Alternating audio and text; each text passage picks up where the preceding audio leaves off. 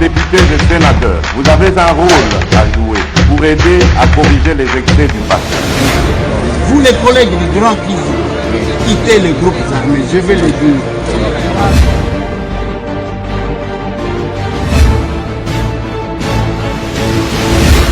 Mbote na bino baimboka mbote na bandeko mani bandeko nyonso oyo bozuli bakwa kolanda biso ezali esengo mingi po ete papa Sentinelle tindili mboka azali boso na bino pona kopesa bino bilei ya mokolo na mokolo totoni esengo mingi po ete tolakaki bino ete mokolo ya lendi tokoyamba invité spécial na biso na oyo tali actualité boyebi ete lelo yo tolamoki insécurité na Ituri bato bakufi toko mitu na lelo yo état de siège oyo tokosuka nango wapi élection ya ba gouverneur bandeko balanti bolanda kinga bokebi pe toko féliciter wa balongi seni au moins cette fois-ci a kokoba c'est kokoba mais toko mitu na lelo na loi état de seni bobi était proposition ya loi na niveau ya parlement ezali ko kabola bayi politique na ngambo ya lamuka otoko benga résistance bolanda ki bango elongo na bandeko oyo to benga ka balaiki bandeko oyo basambela kapé elongo na ba protestant na ba catholique bazalaki liboso ba kilimibeko ba député na sitini na bango bolanda ki ndenge masolo ngo lekaki kasibili les ali bokolanda na moi moke makambo lekaki kuna la un ya sama lukonde bandeko balandi mbala liboso to mona ite ya solo ministre akpei kasi ba ministre muso batikali to komitu na lelo na komela ki ministre économie lelo ba o batikali ba kubatela bango ba kilimibeko to kosuka wapi tokoluka to bapeli susu bandeko balandi na wetali bandeko na biso ba député to bengaki ba journaliste engagé ba oyo bazwa mokano ya ko défendre population kolobela population le parlement est-ce que ba ko sala mosala bilan na bango ezali ni lelo to invité to lakaki to ko yamba pona bino mwana mboka ndeko Eliezer Tambwe journaliste engagé to bité soki lelo azaka journaliste parce que to ki ba ko luka bango mibeko ete batika pe mosala wana député national élu ya Lukunga ndenge bo mesana kolanda mwana mboka charmant ou des fois to benga na kalipasa mbote mwana mboka mbote ndeko Flavien papa okolomola kashilete masque on a vraiment sensibiliser ba to pour la corona to pour les ba to ba découvrir yote non eza pona wanati nga d'abord na sina 3 vaccins déjà vaccin ba to ba ko boya j'ai pris 2 doses. Nazwa vaccin nanga liboso nazwa kiango na Zambie parce que je me suis retrouvé en Zambie nazwa ka AstraZeneca tango batu bazali ko banga liwa biso batu to ndimaka que liwa ikozwanga partout ya mibale nazwi yango awa na Kinshasa AstraZeneca tango na Kepoto nazwi mususu donc 3 doses ouais nazwi 3 doses vaccin les arasolo et ce que j'ai regretté, c'est le fait que tant on a commis un poteau, bah code QR, bah zopesa biswa, bah vaccin à Congo ils ont monanaté, alors que ceux qui ont tali, ceux qui n'ont pas téléphone nanga, na fongoli awa, à tout prix, donc comme on a vaccin nanga, ils ont pembeni awa, ils ont kolukate, balamoko, au fini, aux anango. Donc tu peux présenter, tu n'as pas besoin d'imprimer. Donc que autorité mingi, bah kosabiso, bah on a que ça va aussi bah vaccin pour la inciter population non tu pas kabilo ko wanati Flavien parce que mutso ki azokosa azomikosa moko c'est pour se protéger tout simplement et moi je dis toujours aux gens ceux qui m'ont dit la ligne bomayo azana facilité qu'est-ce que nous ne consommons pas auto senga même kisi tozoluka kaka oyo utaka pototi tous nous cherchons ça mais entre-temps tozoboya vaccin parce que ngana lingali kolobela yango mingi te parce que mbongo ya publicité et bimaka pona ko salela makambo vaccin bao balia kango lokola nguba alors on ne devrait pas faire la publicité gratuitement parce que va ko récupérer et il y a quand même les magouillères à ce niveau-là. Voilà ndeko Eliezer Tambwe na tono botondi po ete to la kaki to ko yambayo ba to so babete mwana kolo lupango okima parce que les loyo population bazana bituna bande ko bozo na biso aller en direct ne to ba toujours bande ko na biso dans 26 provinces ya République démocratique du Congo bande ko boko na biso à partir ya Europa pour na ko ba ete na bouquet kana plus 349 on tali belé boko na biso na Afrique mobima mituna na bino na mwana kolo lupango ye wana biso na bino boti message na WhatsApp to ko tanga yango et puis mwana kolo lupango a ko répondre alors Moi, la cour pas tout la qui est insécurité la est. Dernièrement, tout le monde qui na Goma, kokuta na pena bana mboka ou basa victime, tout le monde qui peut, tout le monde na Ituri, qu'on a peine dengue moko. Insécurité zali, état de siège na fois parlement, beaucoup prolongé, ils ont koba kana okoba, to vite sur état de siège ngo suka wapi mais population ba kokufa, ba kokufa. Bino vous allez ba lober la population. Lelo ba kokufi na Ituri, ba lober pana. Merci beaucoup. Nous nous inclinons encore une fois de plus na mémoire ya ba uti kotika biso. Mais na lingina sala moi une petite analyse. Olobaki wana que tozalaki na Goma. Oui, tozalaki na Goma et c'est peut-être la première fois que bateau ba mona ce que nous avons réalisé na Goma. Naza lui à Kinshasa, image wa nozomona. Ezaya yango komona plus que ça. C'est ça aussi l'exercice, il y a un mandat national. Comme on a dit son siège, ezala ki bousculade. Pourquoi? Nakendaki ça c'est le siège ya nanga ya Goma. Nalobaki le 8 mars na kofete na ba mama na Kinshasa te. Parce que tozala kana bango to feta kana bango. Na kofete na ba personne avec handicap te parce que tozala kana bango to feta kana bango na lobi nazo kende kofete na ba mama na ngai o baza ba victime ya makambo belé bitumba ainsi de suite et nde yango moni là c'est nous sommes à Goma donc je suis capable de dire quelque chose et en dehors ya wana to kamata nzela to kenda na Bunia nous avons aussi été là-bas à Ituri. Ce qui se passe aujourd'hui, alors là, je voulais d'abord qu'on fasse remarquer que ça ne sert à rien à Babenga Kayo, député national, alors que Zaka député a quoi mon kobo. Ah, Yosoki, Bavotayo n'a pas qu'à dire, depuis au Tikalawan. Mais Tala Nini, député national. Non. Un député national, c'est celui qui sait exercer son mandat sur le plan national. Voilà pourquoi Wanamoni Zaka Nambu. Nakola Kisayo ya Kananga. Nakola Kisayo ya Mbujimai. Mbujimai Koutou. Et les cas même Owan. Nous avons été là. On a eu, peut-être que ça, on va revenir après. Mais je vais expliquer. Batouba Uchiko Koufa. Le chef de l'État, Félix Antoine Tshisekedi Tshilombo, n'est pas militaire. Oyoka Sala quand même une déclaration à Kendaka au-delà Bato Belé. Chef alobaka nengwanate alobaka même que s'il faut que je puisse mourir pour la situation de l'Est, je mourrai. Comme il y a les gens qui bénéficient, qui trouvent des dividendes derrière ça. Quand le chef de l'État prend l'idée de créer une union sacrée, Tozana les chapiteaux, il y a OUA. Le chef de l'État dit ceci parce que c'était filmé. C'est parce que service à communication à la présidence de la République, j'ai toujours déploré ce que l'Obia, Eliezer Oligny va nommer au conseiller. T'es Naza de pitié nationale. Mais ça me fait mal quand je vois les gens échouer comme ça. Ils ne savent même pas c'est quoi la communication. Il y a ces images-là. Pourtant, on va attaquer le chef de l'État. Service à présidence, comme il est là, il na WhatsApp. Il créer un groupe na bango ba pompa kabiloko nengwa. Communication par réseaux sociaux. Oui, réseaux sociaux, parce que j'ai parlé de WhatsApp, parce que YouTube aussi est un réseau social.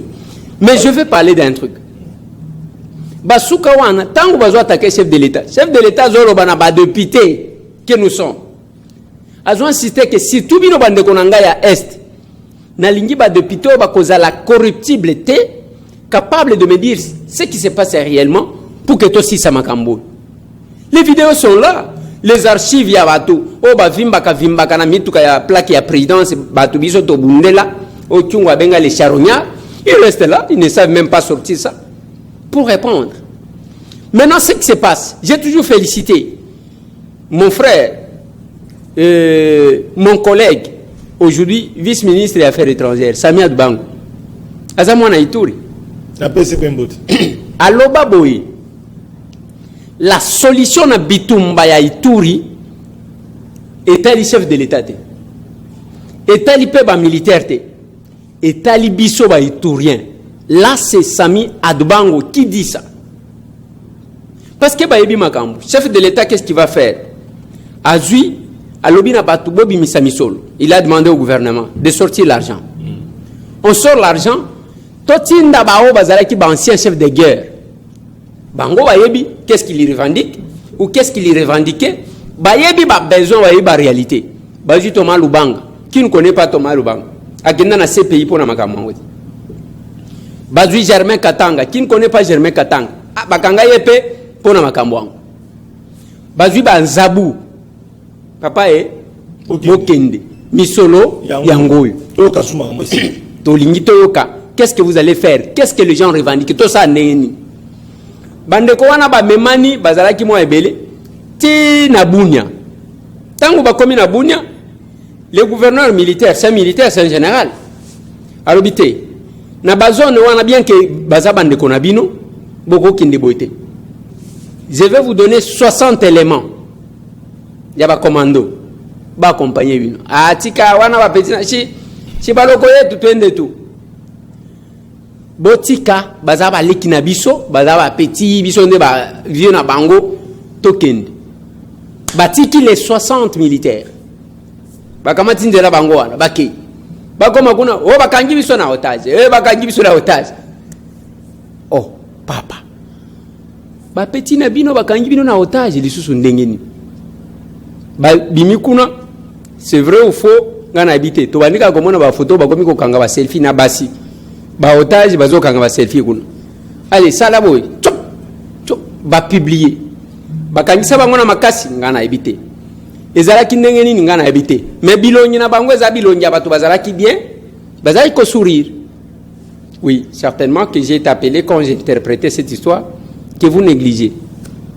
Bavandi kuna il faut pas libérer ba otage, il faut oh papa bino ozalaki ba seigneur de guerre ba petit na bino moko besusu bino nde bo format bango et comme ba revendication ceux qui bolingi to tika bango ba libérer tous les 400 Codeco o bakangaki na nini oyo gouvernement tali to ça ndengini ba libérer ceux qui 28 tango ba libérer 28 bango ba libérer mutu moko bo libérer lisusu après bon mettre fin à état de siège to lingi ko état de siège discours ya commettre fin à état de siège que ba Codeco ba kosenga yango même quelques-uns de nos collègues demandent ici na lingi pour réfléchir. La guerre à l'est c'est une guerre économique, c'est une guerre politique. Bao bazo tirer ba dividende, bao bazo zo ba bénéfice na bitumba wan. Ils a ba opérateurs économiques, quelques opérateurs économiques et quelques politiques en mal de positionnement, bango bazaka na discours wana pour na basal. Tango mboso alobaka, vous collègues, sortez des groupes armés. Azwaka ou azwaka. Mais il y a ça. Les lois bazo continuer koboma. Le chef de l'État n'a pas besoin ya bato bazo dénoncer. Proposer des pistes de solutions. Ok, Bolobi, tolongo l'état de siège. Ok, tolongo l'état de siège. To remplacer l'état de siège par quoi? Parce que la crainte est que les locaux qui tolongo l'état de siège, les locaux pas, l'obi bako bon même 10 000 parce que ce sont les gens qui vous tuent les gens comme ça en blague. Et qui vous tuent les gens comme ça. Mais maintenant, ce qui tolobi tolongo l'état de siège, et quand il l'éternellement mais il faut toujours quand même dispositif mokobo. Bino, vous avez réclamé Esuka. Bako deko balobi Esuka. Moi, j'ai eu les informations en Dekomoko, oyo azakona komona nteni Andriosi Raymond. Bakanga ya azana makala. Ye azalugwara. Azani muye mate ni lendute. Après ça, idée mokobo ya que lui comme il n'est pas dans les conflits, tribune a bangwe zana conflité, bakoki ko mettre bato ensemble. Beko bah même il a soupçonné. Il nous fallait tenter d'essayer avec les personnes qui ne sont pas parties au conflit. La situation est compliquée alors. Alors, c'est ça la situation. Très compliquée. Et aujourd'hui, on dénonce, c'est comme les pyromanes qui jouent au sapeur-pompier. On tue. Qui tue Ezabangelo, Bakitaka Babomi Bazongi, ou bien Zabisomo Koneto Bomaka. Parce que, on a bakeko boma na camp de réfugiés. Camp de réfugiés, et qui sont venus tuer selon ma information, ce sont les Codeco. Les Codeco qui sont de l'Indou. On va s'entretuer jusqu'où? Voilà. Et le Voilà au moins ce qui s'est passé là-bas. Alors, mais si Toloba, faiblesse c'est-à-dire gouvernement, état de siège déclaré par les chefs de l'État, prolongé plusieurs fois par Buno, député, sénateur, quelque part, on n'a pas la responsabilité. À chaque fois, on prolonger, mais solutions au monde. Non, c'est ce que je venais de dire. Oui. Qu'est-ce qu'on propose à la place? Ngaïta Mouena n'a jamais mandou quitté, n'a pas rébellion, n'a pas quitté. Oui. C'est quoi vous allez dire Roger Lumbala? J'ai travaillé chez Roger Lumbala comme journaliste. Je suis arrivé chez Roger Lumbala en 2007. J'ai trouvé M. Simplice Kalunga venait d'être chassé par les agents, remplacé par M. Oui, Nakoma et par Roger Lumbala en 2007. Nakutaka Simplice Kalunga, Oazala qui le colle à cordon, Bautiko Longolaye, Bati Anissé Yomboranyama, avec comme directeur de programme Basile Olongo et n'a chargé de finances Blanche Pembe. Directeur et information, c'était Joseph Kamanga, secondé par Mami Mareza. Ouana, c'est ça, dans ce climat-là que j'ai trouvé. Directeur technique, c'était Shiga Mwamba. Ndenakuta. Didier Kikou, aujourd'hui qui est mon collaborateur, Nakuta Kaye, Nde caméraman et Aliboso, Ngana Bimaka na Eta, on a eu par Roger Lumbala. J'ai commencé à la rédaction. C'est-à-dire quoi? Surtout, j'explique une chose. Ngaïna n'a même moment quitté. Mais Tozo Sengaba Kadogo, les gens qui connaissent la chose, va proposer le piste de solutions. C'est ce que les chefs de l'État attendent.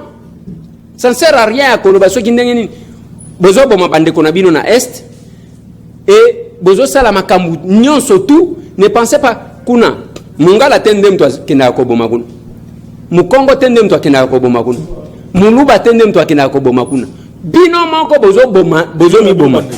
Alors après non, on doit mettre fin. OK, on veut mettre l'état de siège en chef de l'État en place. Ataka Kaboui, j'ai entendu même les gens dire non, état de siège est improvisé. Mais attendez, vous nous prenez pour qui?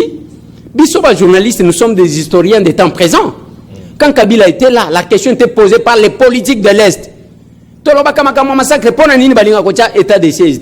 Maintenant, il y a un président qui vient, alors que la solution, c'est état de siège. Au lieu de soutenir, vous les combattez. C'est quoi cette histoire? Voilà. Élection, il y a un gouverneur, il y a un vice-gouverneur. 14 provinces, il y a un problème. Mais ma podame salemi signé puis ça qui calendrier puis respecter et que les autres ça n'a pas gouverneur à Sika n'a pas vice gouverneur malou pas nayo et le bossani zande que le deuxième tour pour na province mi baletikalaki ya Congo central nacho todo kuba nous saluons ba gouverneur nyonso baleki motono jekoko mulumba la ville province vice gouverneur ya ville province de Kinshasa 46 voix sur 48. Il ne faut pas oser la sigourma. La même chose, maître Gilles Lodi, que moi j'ai soutenu, qui était mon candidat à Sankour, a eu 15 voix sur 23. Qui était ton candidat à Sankour? Qui était mon candidat à Sankour. Oui. Oh. Maître Gilles Lodi, qui est sorti gouverneur. Ah oui, FCC la commission de récupération Flavien Yokanazo Ibisayo. Mon candidat. Il y a les récupérateurs. Nasina Lobina Batu. Moutoumoko Abima, Abimisa, acte d'adhésion ou bien seul parti politique au Gilles Lodi à Kota Azalaka Mam. Nazara qui n'a fermé un jour, un monsieur qui m'appelle, Azaji Kolukalukanga, Aya Moningai. Na lobby na zana ferme la ninga tina ferme a lobby je suis avocat azana cabinet na ya munen Gilles Lodi azam to nzalate ce que tali même cabinet na ce que koti au comité na o mto neni vous sentez que la profession lui a payé et ça place commerciale na ma campagne okuta lupang mobimba afute la répéter il est venu me voir il me dit honorable, c'est l'unique cabinet nakenda ko visiter oyo ba vivaka lokola basango. Basango pona nini? 12 heures babetingo koko era kolia eto ba kekuna na réfectoire ba okuti ba maître avocat bazolia ainsi de suite. Le monsieur me dit ceci. Non, ça la politique.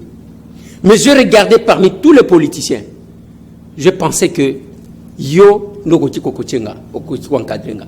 je dois faire la politique na yo.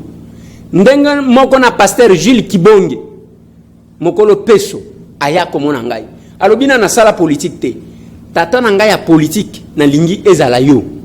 J'ai discuté avec maître J to sololi ozomona mutu ya compréhension na volonté à servir parce qu'il faut retenir Gilles Lodi n'est pas allé chercher l'argent au Sankour parce que azanga kalipate mais nazo yebisa yo azanga kalipate asala kaninte akei kuna to travailler na lobby na ye kokota ba polémique te ya kofinga ka ba kulutu kende na bango nous on n'a pas cette culture là cette éducation là ake amoni mutu na mutu amoni Lambert Mende amoni Cheikh Kitundu amoni Moïse Kanga amoni Olengankoy amoni parce que yazalaki na ba député te to biso to zaki na ba député te il fallait recourir pas bateau bazane loko to solo ba sentir il a convaincu. Mais c'est fait que basali ticket na ye na neveu ya Moïse Kanga. Alors, nde ticket wane gagné. Koleka ya oyo aleki vice gouverneur lokola zana lien na Moïse Kanga mbala moko basali raccordement pas FCC. A commis muto FCC. Ce n'est pas ça, Gilles Lodi n'a jamais été FCC. C'est pourquoi même discours na ye, il est trop direct par rapport au chef de l'État en tant que son représentant. Ça c'est un. De deux. Pourquoi je félicite tous les gouverneurs? Je félicite d'abord les trois mamans. Oyo Baleki, Bassia Makasi Bangouane. Ce n'est pas au nom de la parité que ces mamans-là sont passées. Il faut topé qui s'accapé, presque épée qui s'accapé par récupérateur. Au vandi, au sala comme association na yo musala nango kenda côté que la mindel, biso tozolité pour les droits de la femme, ainsi de suite. Moi c'est mon quoi bundi na ndenge na ye. On lobby au nom de la parité. Est-ce que vous l'avez accompagné? Ça aussi. Au PSA qui est combien? Récupération. Parce que nous sommes dans une société où moi c'est ça la kamabe na moi si. La plupart des sociétés, ceux qui bappent si kaka moi si responsabilité, ba oya basi nyo so ko bana ko bundisa bango. Ba sala kanini to éviter. Et le discours ya que nous sommes marginalisés, biso la femme est victimisée tala. Maman, ceux qui ont mobile na yo beta kayo. Tika ko extrapoler situation. C'est pas tout le monde nde abeta ka moi si na ye. Ici, nous devons, ngai nazana bana, sur bana nazakana bango, sur qui 60 ans. Nazana bana, ebele bazaya basi. Nalobakana bana nangai, boza la complexité devant bana mibali. Parce que naïbi, nazana mwana moko, qui tu connais, mwana nangabana, ceux qui abimina 70%, ali akate. Akoli ate. 70% akoli ate. Est-ce que zana mibali te bazaka maele te? Donc, j'ai toujours témoigné pour ma collègue, Christelle Voang. Christelle est arrivée ici na Kinshasa yo yebi wana basi ebele ba collègue na biso basi kaka biloko ya facile osala kanini animation matinale ngana yo tozaki chef du personnel tozo engagé bato muto akosilisa na ifasika oye maman système anglophone oza capable ya kosala ni animation matinale donc oké kosala kaka 5 ans pona osala animation matinale. Alors Christelle est sortie au moni aboyi makambo ya wenge ya ba musique baso anaka ala taka lokola ba danser zakati et loko moko c'est accueilli confronté bana mibali dans les débats accueilli affronté bango à l'équipe de pité. Deuxième ya funa Christelle Azaki na mongo te loko moko te la population a découvert une autre valeur et on doit encourager nos mamans pas se battre. Raison pour laquelle et c'est la même chose dans ma réalisation en tant que député les lois sur les sages-femmes où en sommes-nous?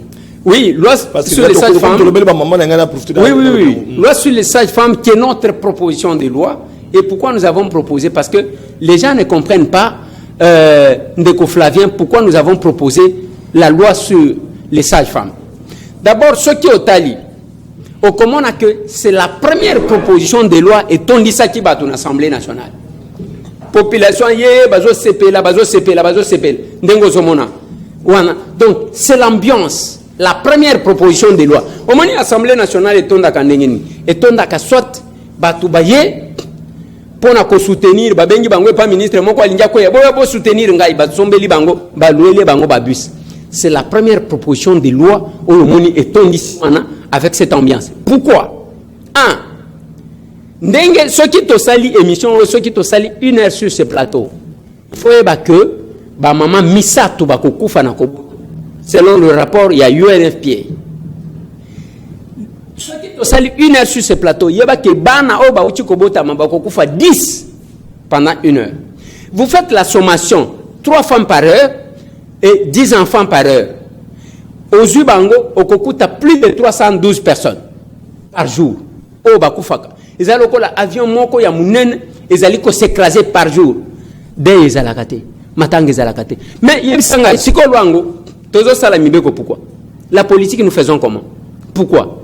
Je suis politologue de formation. La politique, c'est l'organisation de la société. Avec comme principe la poursuite de l'intérêt. Pour que tu bases à la malam. Les juristes, ils vous diront que les bonnes lois, c'est la transformation juridique des aspirations d'un peuple. Loi il y a qu'à correspondre à besoin de mon koboy. Moutokoloba, te, wanezo alo nini? Bon, loi ya malamu ya nini? Ya toka linga kanguba. C'est quoi cette histoire-là? Parce que toutes les lois qu'on peut proposer, la base, il faut d'abord que la personne existe. Mais c'est curieux. Même pas structure, il y a défense, il y a base, il y a un go, anabazolo. Non, mon qui bangote ko ya ko soutenir. Loi sur les sages-femmes. Parce que Batoubazo faut pas nani. Parce que Bazo tika mwasi à la merci de tout le monde. Alors que Ezana Batoubatangi Sabango. N'est tozolo baboy. Et les kadada, c'est l'unique loi. Batunyo so ba sepela qui ba collègue député, tout le monde. On était ensemble comme ça. Ah ouais, ezo kene na commission socio-culturelle. Toke kuna ale batali yango, basali yango. Tozongi na parlement et qu'il y a une deuxième lecture. Et ça va rester là. Donc, et quand j'insiste par rapport à la parité, pourquoi je félicite les mamans? Inagosi, Kassongo, Oazalaki collègue Nabiso. Dans tous les bas, elle intervient. Qui peut diminuer Inagosi? C'est une dame qui reste là, dans ses interventions, ainsi de suite. Pour ne citer que celle-là. Yangona Lobakanabin, Nabango, Bino Bossi Bomati, Neni Bozo Lembisa Kabasi Moussouke, Nambozela, tout ça, la bino parité. L'approche, il y a Arrête Ouamo, qui est votre collègue député. Quelle est la... Une femme aussi parmi les femmes dans le Parlement, Inagosi, on a Arrête Ouamo et les autres, c'est ma compagnie qui, Louawana, amendement, toute ma proposition. Et là, au Mongoté. Donc, bah, si y a Parlement, on va dire. Ngana lobby, et Zana Racho va accompagner. Mais Oyo Utiko Wan, Anyanya Wanyanya, ça c'est calme. Et là, comment ni Christelle Vango alors. J'ai parlé de Christelle. Christelle même Moukolangouana, elle attaque à Rose comme les sages-femmes. Elle a eu parole. Je parlais. Alors, qu'est-ce que je vais dire? Parce que la question était sur le gouverneur. Je félicite tous les gouverneurs. Mais il faut que la province Salomami, chez moi, c'est Nathan Ilunga qui est passé. Avec l'honorable Jean-Claude Lubamba, comme vice-gouverneur. Bisoto Kenaka na primaire, il y a tendance, il y a honorable député. Parce que à la différence, il y a Kingakati, Félix Antoine Tshisekedi Tshilombo Mona posé un candidat, Moutouako Sabinoté. C'est comme ça que j'ai dit aux gens, Moutoualo Bate que le chef de l'État a parrainé telle candidature. Eza Lokuta. C'est faux et archi faux. Le chef de l'État, principe na Eza Lakinine. Ba député ba voter Moutoualo Bakoyo Kananaye. L'Union Koyoka Lissousou ba Christé dans l'Assemblée provinciale, dans la province parce que ça, il en a de trop. Ok. Biso Tokena na ba primaire. Guy Mafuta Kabongo, Ndazalaki président de délégation na biso. Les sénateurs Mutombo Mbweboa et Yangandajika, Azalaki wana Nangai, Toke biso misato. Bien que Awatango Wake Bango Mibale, on m'a débarqué. Et naïbi pourquoi on m'a débarqué, je ne regrette rien. C'est quoi Tango Bakomi? Basal, Tango Tosali ba primaire wana, il s'est fait que Batike, Azalaki na comme colistier, maître Kabeya Wabanza. Ok? Mais na ba primaire, et y'a Kosalema que, Batubabimi en tête, Nathan Ilunga, Abimina 10 voix, et Jean-Claude Lubamba, qui n'était pas son colistier, Abimina 10 voix. Alors, dans le cadre et à unité, on a estimé que, Oyo Abimina 10 voix côté à vice-gouverneur, Nao Abimina 10 voix côté à gouverneur, Bango Bassa la ticket, c'est le ticket qui est passé. Mais ce qui m'étonne aujourd'hui, juste après, je vis notre collègue Ngoïka Sanji a tweeté, je félicite, attendez, je ne peux pas inventer des choses.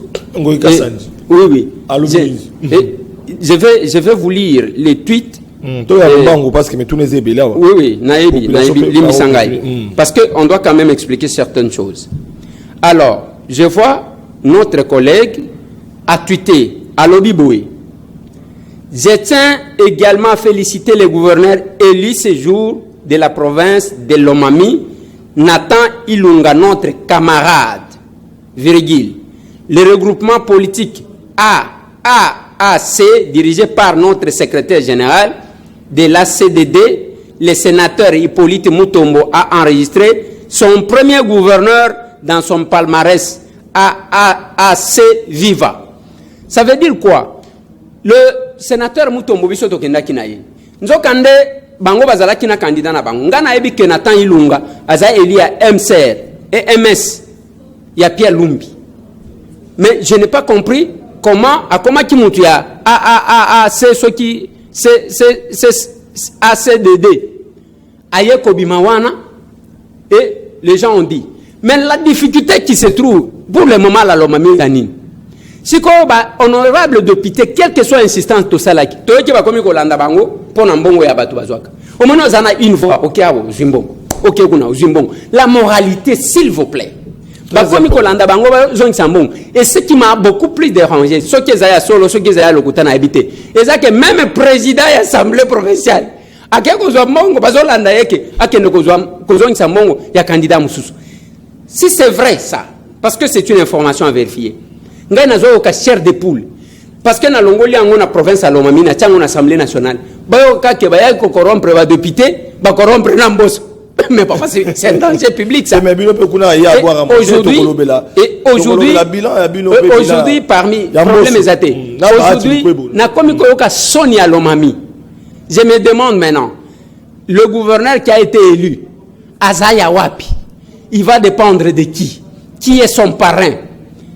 Selon ce que j'ai appris, son parrain, c'est mon collègue Ngoïka Sanji, le secrétaire général Hippolyte Mutombo, qui sont là-bas. Mais comment ça va se passer? Parce que lui-même là a dit qu'il a été contacté par le secrétaire général, il y a eu des pestes pour encadrer Kabeya Machabidi, où il a remplacé Maweje Dounes Namboujimaï. Comment ça va se passer? Je ne sais pas. Et c'est ce qu'on a vu.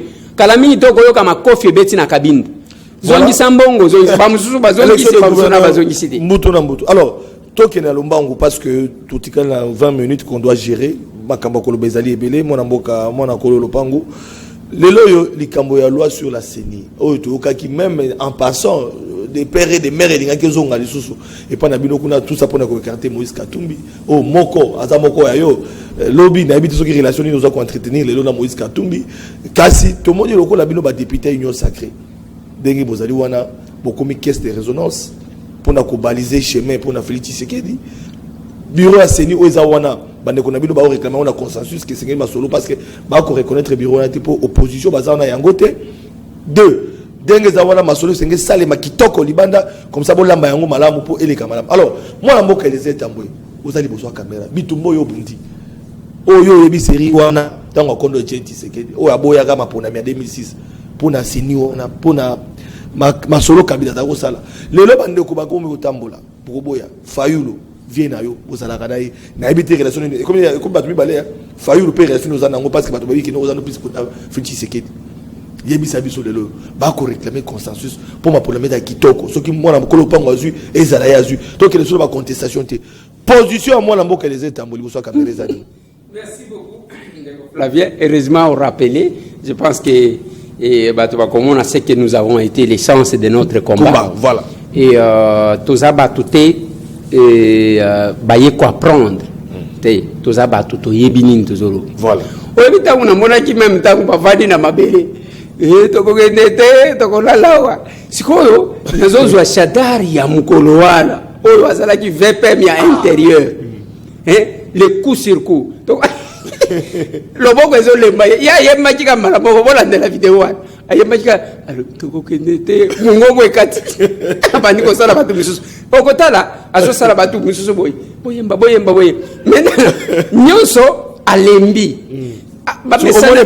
et puis ce qui a soufflé nani collègue nabiso moko anazolo banayi ozala munanya mai wana te tellement que bato a perdre na bato d'abord ce sont des égoïstes bakabakate o wana lobité mai tikalika yo moko azu ya meli place nous quand on marchait tout ça qui marchait comme une marche de santé vous avez namulanya mai bo basoko kamaka qu'est-ce que j'ai dit oui peut-être que la régime ko na biso l'engagement o comment na ba couleur na mateka ma couleur, il y a lacrymogène. Mais qu'est-ce qui s'est passé là-bas?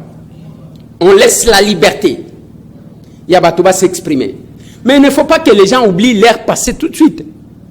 Et ce qui m'a dérangé, Balobi, non, il faut toujours le consensus.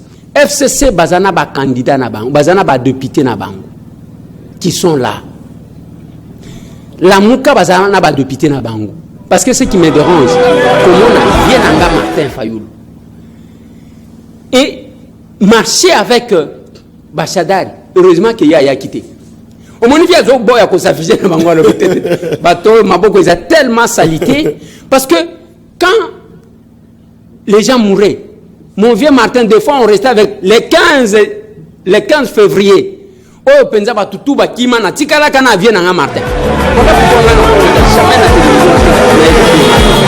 J'ai toujours considéré, jusqu'à preuve du contraire, que Martin Fayoulou m'a dit, voilà, Félix Antoine Naolinga vraiment open mato soufflé parce que ça combat. Voilà Bandeko, toqué à son image, Tolanda, ce qui a été le combat de les aides à Moupo, le retour m'appelle le oh bango pe bango sala baninga pour nani Tolanda.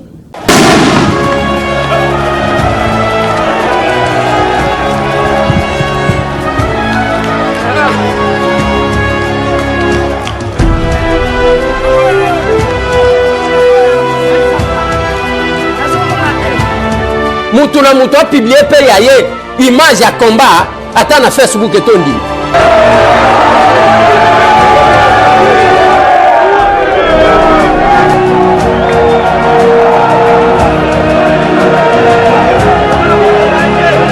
Faut bien ça ma vidéo.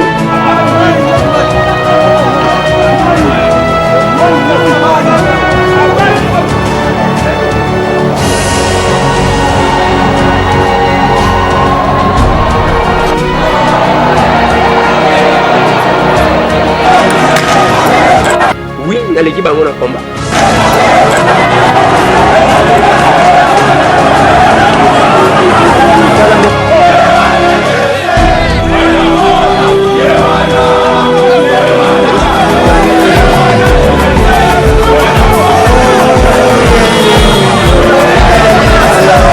Je défendrai les valeurs de notre combat.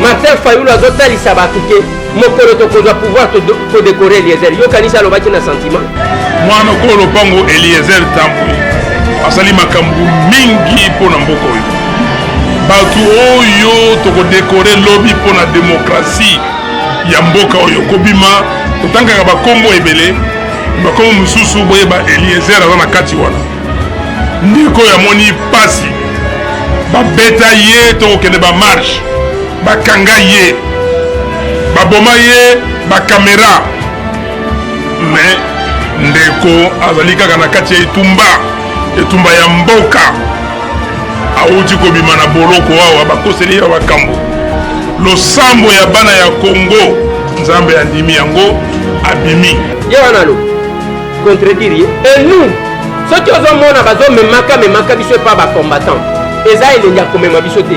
Il se retrouve à nous, tous les combattants.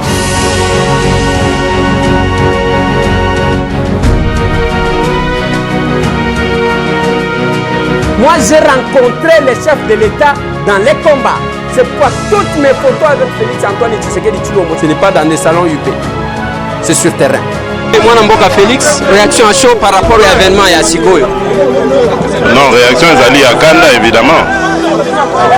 Na uti koyoka ke babeti ndeko moko masasi awa aza na bomoni bon il y a que la colère na lingi koloba mingi te je préfère me taire parce que na ba circonstances aboyé on a souvent manqué de contrôle alors na lingi te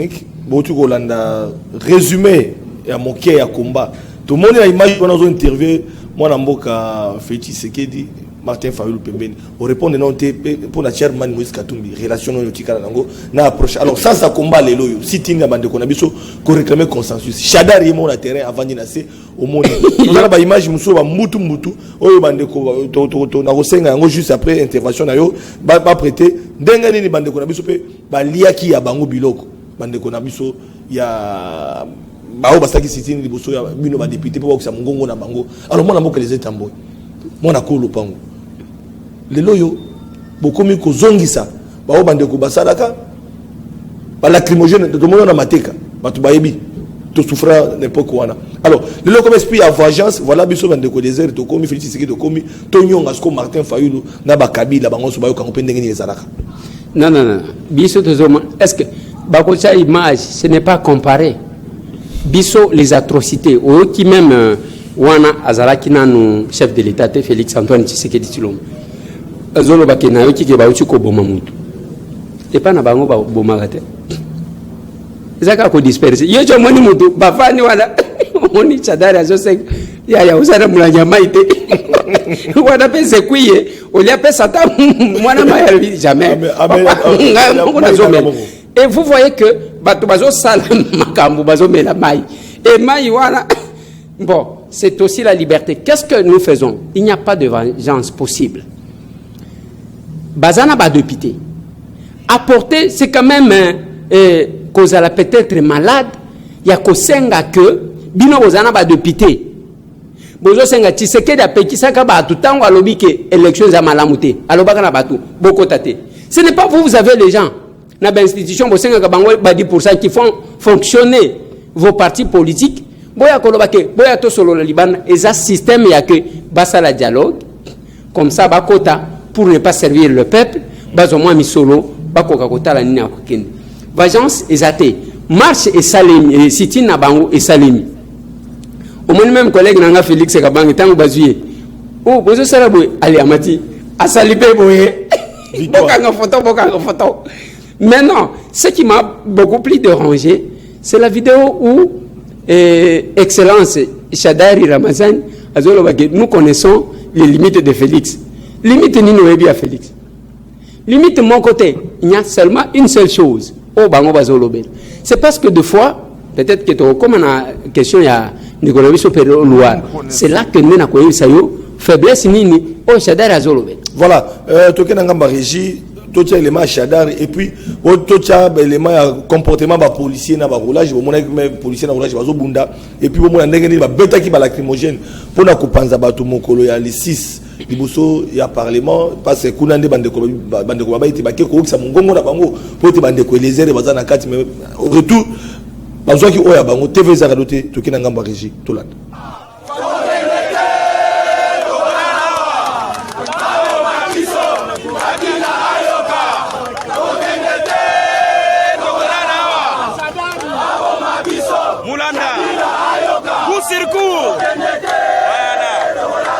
Voilà l'ambiance qui règne en ce moment. Le SP Manuel Shadari lui-même assis par terre. Il réclame le consensus. Voilà, il est là. Vous le voyez, il est là.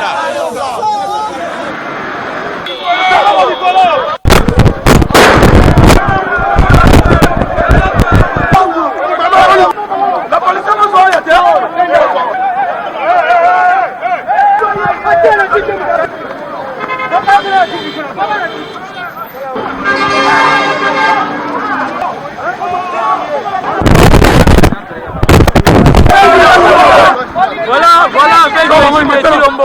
nous allons continuer la lutte de manière pacifique, un consensus rapide. Tolingi même consensus en direct à la télévision. Comment on a été donc le poste était.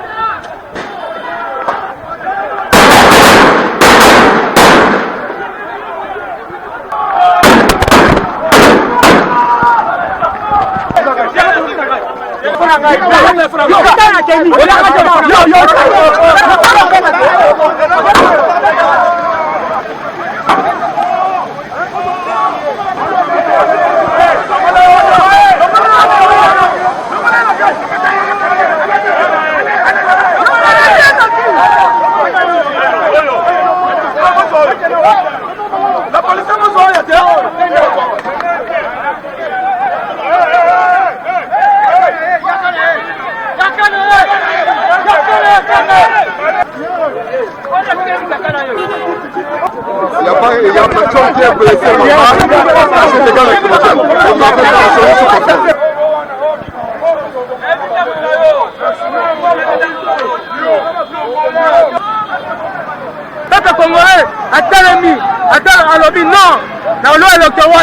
Les partis présidentiels sont des IDPS.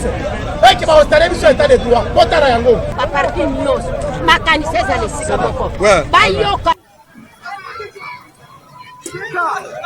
Bon, dis.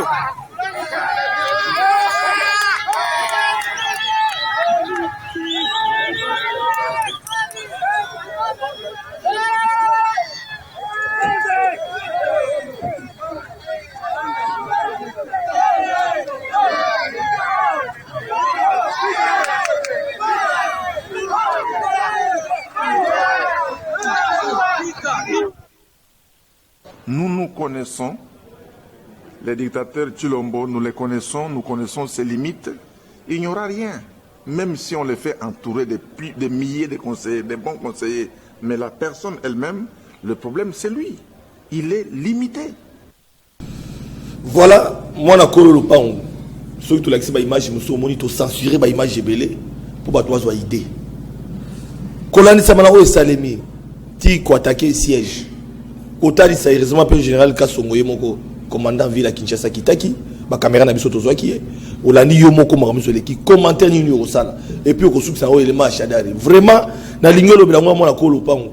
Pour pas qu'on y comme peu bazaba na kolo pango. Malbe pas na. Oui, ngana zozo aspect mususu. Omoni vient nga Martin.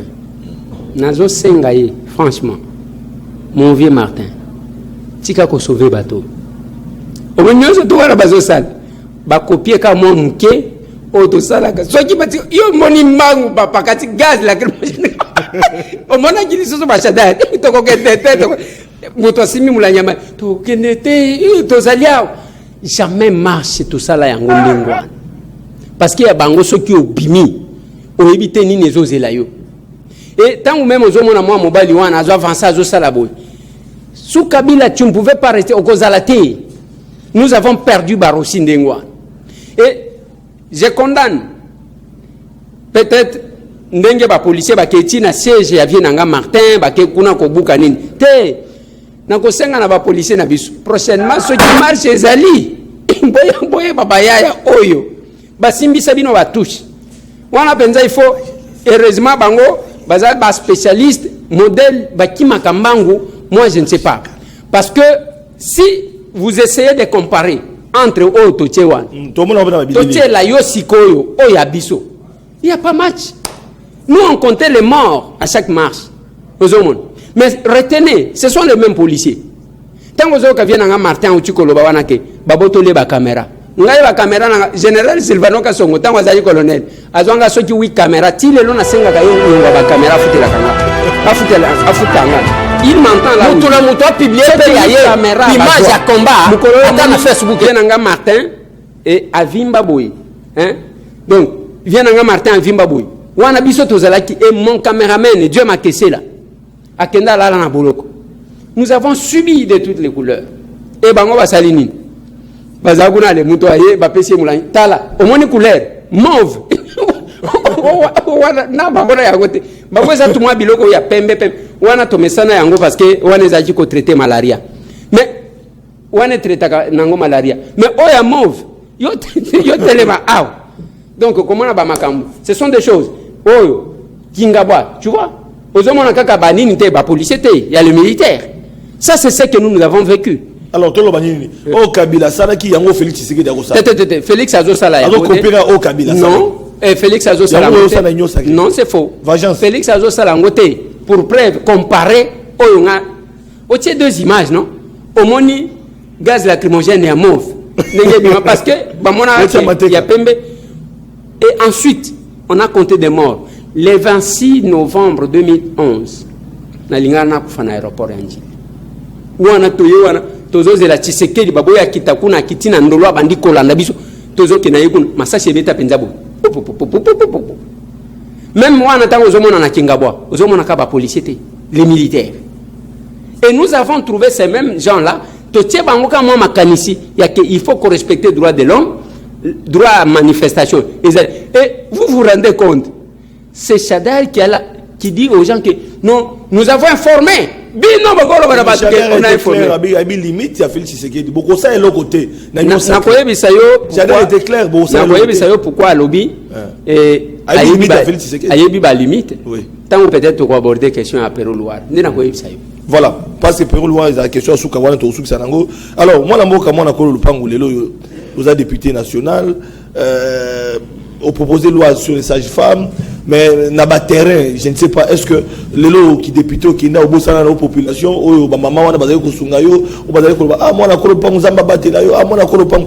Les lots, est-ce que bazako se retrouver en dehors go mana ituri tomoni okine ko assister ba maman, mais est-ce que sur terrain ndengo zalaka ko kuna na kingakati na kisanga on rappelle qu'il y a aucun kimbase que problème ezali okiti aucun lukunga surtout ba érosion n'habite ceux qui le loba to ba mona ko sur terrain. D'abord c'est parce que la télé c'est le temps ceux qui totie ba réalisation nanga peut-être que la régie va nous quelques images va ko nakita ka wanozomona to kitina ministre il y a infrastructure wana je crois tozaki na Kindele j'ai obtenu ya Kibaramleir érosion à Kindele, j'ai obtenu pour na Masikita, Kendo Kokuta Bache Makadam, j'ai obtenu pour na Dumez, nazo bunda pour na Lalou, Dengo Zomona Batubazo Lobawan. Moi, mobile wana zo expliquer Batuke, Batubalo Bakalobaka contre Eliezer, Tozo Mona Bangwapi. Nous avons estimé que Tokosa la politique autrement. Kosa la politique autrement, Eza Kota Lisangana Vanda Kana Birote. Na Longwe, na Kiti sur terrain, ceux qui n'ont pas sur terrain, on a bien rejoint, c'est ça la difficulté tout ça. Na longo kuna nake na OVD, na kindaga biro wana presque mikolonion soko senga. Na longo kuna nake na ministère ya ITPR, ningo zomona Mineta Gisaro oyo zomona. To kiti na sur terrain, to ke ko superviser misala ngoneye to salaka. Alors, nous sommes en train de nous battre et les deux mamans oyo zomona bazana bango. Ba maman ya Kindele oyo to sala na bango ba démarche. Donc, ce qui est na mama Koko, ce sont les actions que nous avons plaidé la cause. Et en dehors de ça, au comment on a peut-être avant que tout silis, au comment on a notre descente na Matarikibala pour après liwaya batu. Parce que les gens batu bakenda kaloyenge, batu bakei pour récupérer. Je suis en train de me battre parce que nazamwa na musala. Les lois zana batu bazwa bambongo batu. Là, je suis à Matarikibala et c'est ma descente sur Matarikibala. Les gens pensaient, Ndeko Flavien, que le palais du peuple, Nzunguana, Ezomelabatu, Tokoya Peba Libiso. Et ça, parce que moi, je sais qu'est-ce que j'ai fait. Parce que quand tu es tout le monde a Zakari Babasou, Azonga Souste, tout le monde a Basile Olongo, champion de Kinshasa, Azonga Souste, et comment ça va tout non, ne connaissez pas qu'il y a Azonga. Non, c'est parce que Ngai Nazana Ndengena Kei, Nganazamwana Moussala Yabatu. Awa Batu Bakufi, Awa Matarikibal. Ndenge Tozolo Baboye. Je ne sais pas si ça sera possible. Au comment on a plaidé, je me bats avec le gouverneur pour faire comprendre comment jouer d'un côté balobi batubazo kufa place one. Mais on va dépôt. Toko sala ndengeni parce que toko délocaliser dépôt boité. Ezana batubatongi bazimbongo ya banque. To sala ndengeni aucune sécurité zone. Comme ça traîne balongwa tikuna bayeko kita tinanda kunanga. Tinanda kunangai. Yonde toyebi. Donc ngana ça simple mwana musala ya batu. Yabatuan, nalobaka na batu d'hôpital à la camoconzité, à la camona moussal. Voilà la politique autrement que nous amenons. L'épité, ils attaquent au commissaire, ceux qui n'ont. Et même quand je suis descendu là-bas, au commandant n'a pas image, ba policier ba épona ba sécuriser, ba bengani bango. Bolongo kuna, oh biso mo bonne to sala la sécurité. To quelque part un militaire aye na éviter ceux qui mouche nini angwe zo kiye, yepe aye wana pona sala la sécurité. Ba bengani longwa. Yoko yako sala.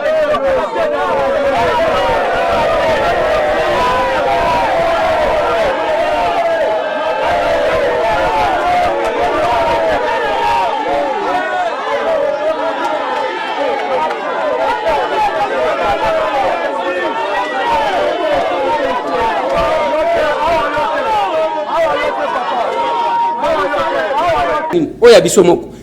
Cette communion là nazanango jusqu'à aujourd'hui je me bats pour que tous la solution na bande konanga ya Matadi Kibal kaka nenge tozo bunda na ba commerçant pour na commerce de détail na petit commerce. Donc tu me dis na kata parlement toujours. Oyo tozo sal.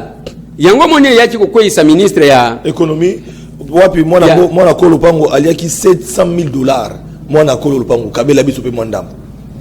Bon soki to kitika kawa tokozwa yayo na coffre ya moto nde makambo nazolo baka na ba $700,000 omoni ezamo batela ba ndo pakistanais ba chinois ba to ba nyoko la biso na mboko yo lelo yo basimbi économie yo komo bunda contre peuple. Ye ministre ya économie vraiment salela ki ba congolais yinde mutu azalaki na biloko ya nini yo kite neye toyoti. D'abord ba jeton de présence ya pamba par semaine na ba réunion le monsieur touchait $100,000 jeton de présence ya pamba na ba réunion. Et ce qui olongwe kuna nous avons appris que na ba supermarché oyo ezana ba supermarché oyo ba pesa kai $500,000 ezaya banani ya ba congolais. Les supermarchés ba congolais okweya pelu store okweya alimentation jugée okweyi tozo kende comment food market wana to tikali nango kala mingi te kokweya peso ki to batelite. Le chef de l'État a dit qu'il ferait des Congolais des millionnaires. Voilà. Mais à cause de ça, si on n'a pas un ministre capable de comprendre la vision du chef de l'État, n'a qu'à réaliser. Le monsieur a beaucoup plus servi. À ça, la biloko ya matu vu.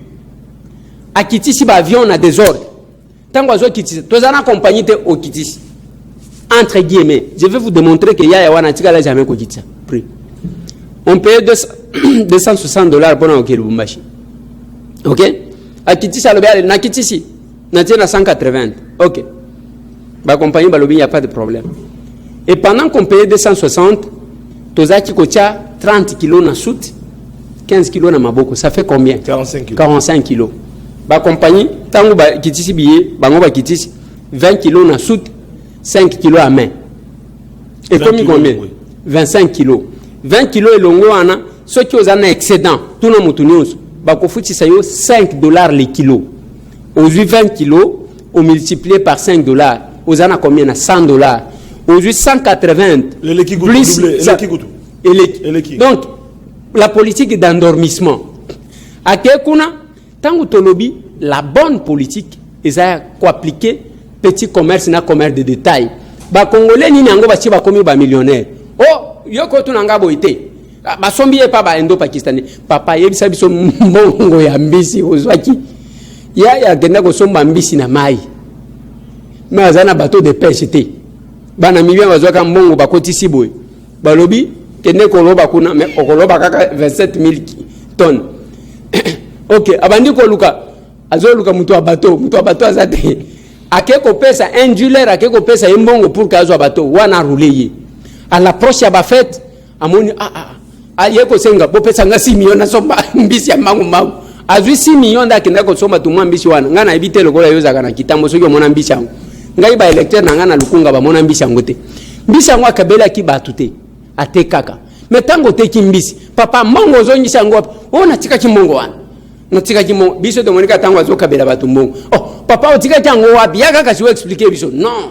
Ngai jamais ngai tant que vieux et ko parler abata fa nkintu. Abata fa nkintu parce que eza boutique na yo ndeto kenango quelle que soit l'agitation na plateau na yo ebele ba ya aw ko attaquer député à Saliboy aujourd'hui il faut qu'on soit d'abord moins intelligent communicateur union sacré na bilo ba député union sacré na union sacré bolo ba langage mo côté na lobby boye ba communicateur ya union sacré banoma bangoka tout na bango c'est parce que bino bozaka pe biamba yamba ovandi pe wana yo tata mobimbozo présenté tozo yamba bandeko ya ba communicateur ya union sacré qui les a nommés? Moi je parle en tant que député. Qui les a nommés? Ça existe où? Organiser mboso yamba na ba tiluko bo yamba bango na ba institution le bele bango yamba bango papa na lingo sala débat wana li susuté après koko ya ministre ya économie ba communicateur ya union sacré en bongo ya lukuta to $700,000 ozwaki oyo utaki wapi ba bi ozwaki tangu mutu azobundela petit commerce na commerce de détail azobundisa bapayato azokumisa bango yo kozwa mbeli opesi mutu bozobunda na ye zwa mbeli pour kachuba yo il faut quelque part là Ça, c'est une histoire qui a été montée à la taverne, à na régal. Ba vanda place wana ba lobimo tolo ba ke Eliezer ba pèse 700 000 et pas Katumbi na un certain Ibrahim que je ne connaissais même pas. Ba bandi koloba croyant que ba konoyenga na lobi bokomela mai na tonga. Ngai ba chaka na ngate mete. Voilà. Si au mona tata wana muto gumba mi boy abima sans cortège mukolo wana. Mais ministre Aram penza ba ram ezumi so batel ministre Aram ça maloko de bilan na bato jijango négatif o le beaucoup ça na ça mana ko fema mba. Nga d'abord ngamo pe nazo jijango négatif.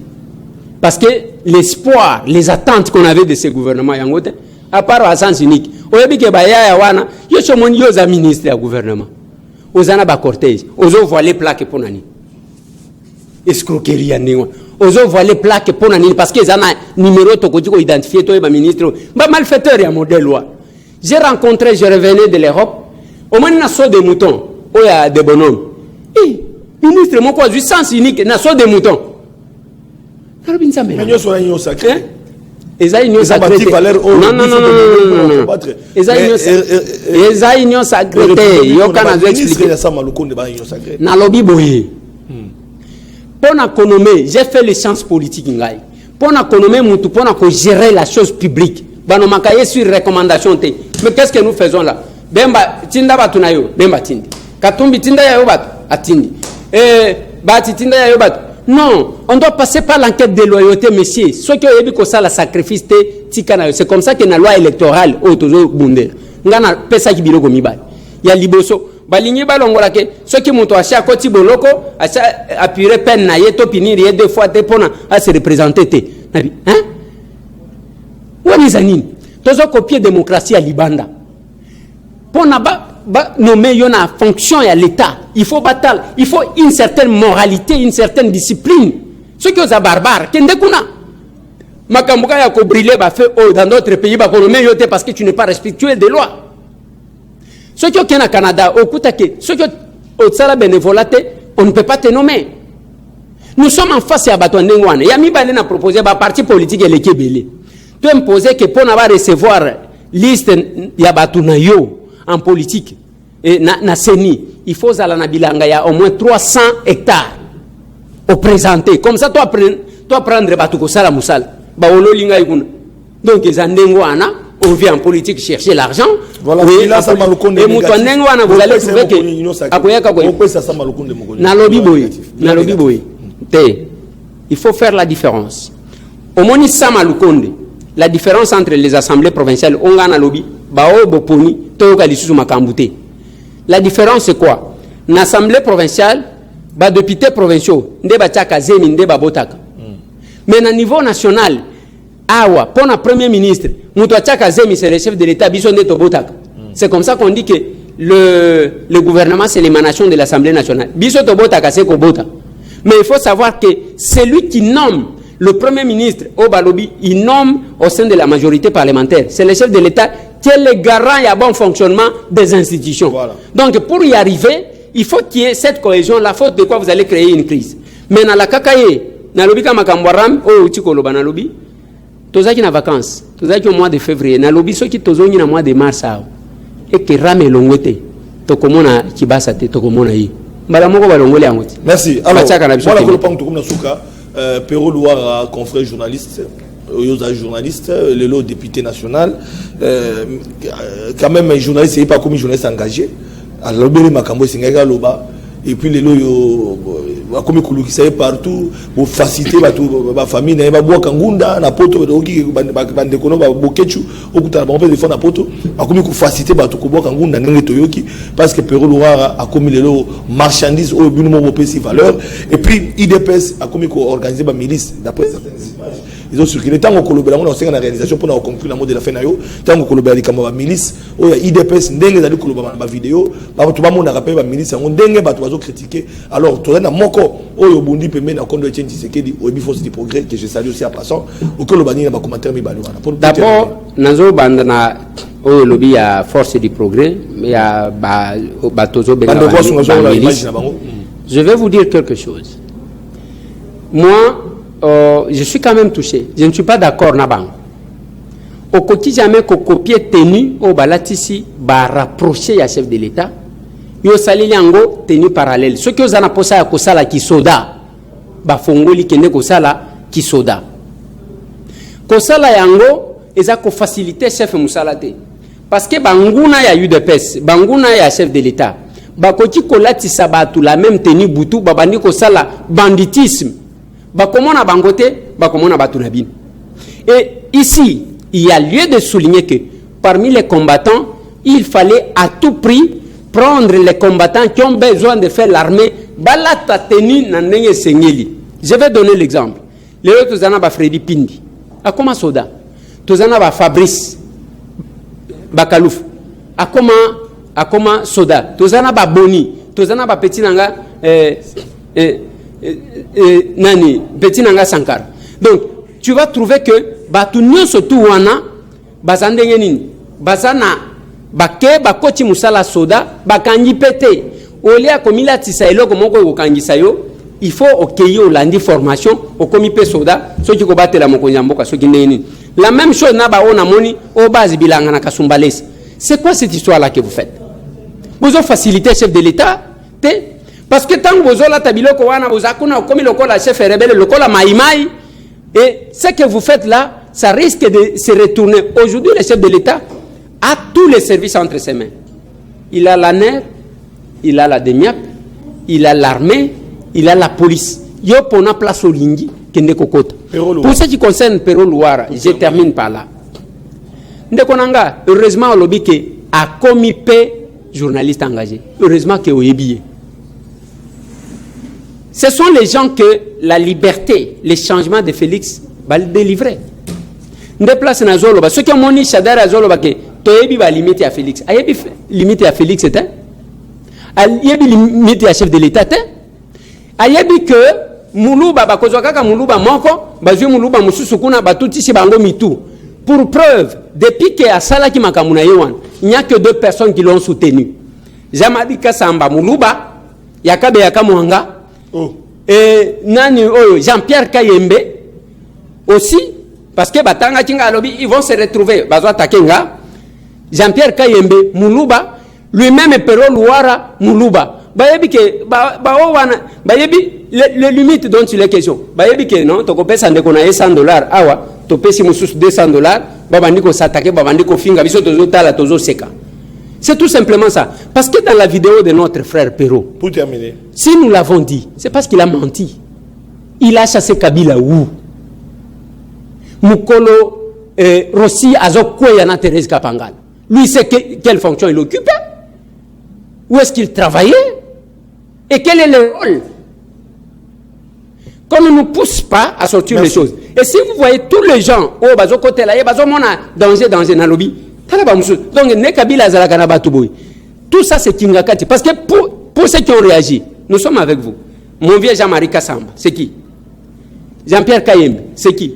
Donc, les limites dont on prétend avoir les chefs de l'État, c'est la manipulation de ses frères pour faire le mal contre lui. Moi, je suis en train de la question de batindi mitona na bango moya otanga osute régie tout débordé de 5-10 minutes na base tokuta na yo na mikolo koya na base pe ko disponible pour répondre à mituna ya baimboka. Merci beaucoup.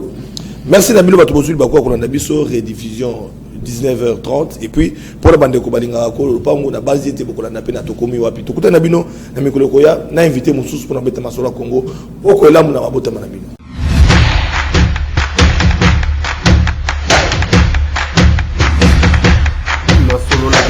Honorables députés et sénateurs, vous avez un rôle à jouer pour aider à corriger les excès du passé.